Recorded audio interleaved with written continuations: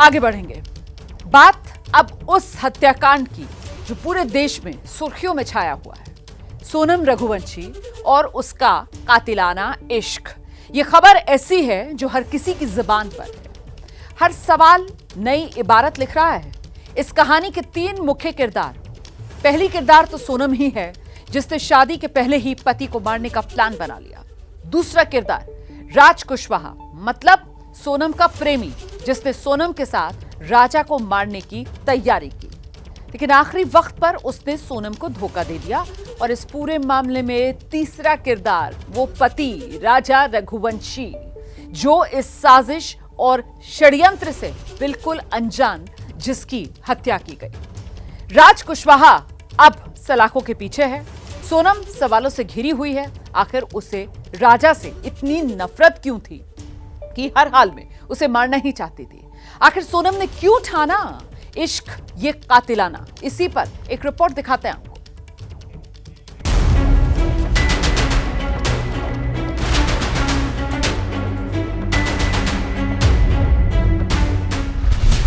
Honeymoon मनाने एक couple आया, एक की हत्या, दूसरा गायब। इंदौर से लेकर शिलांग तक की पुलिस को इस हत्याकांड ने चौंका दिया था। लेकिन जैसे जैसे इस मर्डर की साजिश की परतें खुल रही हैं, हर कोई हैरान हो रहा है। राजा की हत्या के लिए सोनम ने 2 प्लान बनाए थे।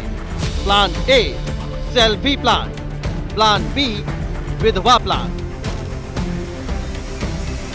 राजा रघुवंशी और सोनम हनीमून ट्रिप पर 21 मई को निकले थे और उससे पहले ही सोनम ने अपने आशिक राज के साथ मिलकर प्लानिंग की थी। हत्या मेघालय में करनी थी, इसलिए 2 प्लान शातिर अपराधियों की तरह बनाए गए। प्लान ए, जिसके पूरा न होने पर प्लान बी के तहत हत्या करनी थी। पुलिस सूत्रों के मुताबिक पहले राजा को पहाड़ से धक्का देने का प्लान बनाया गया था।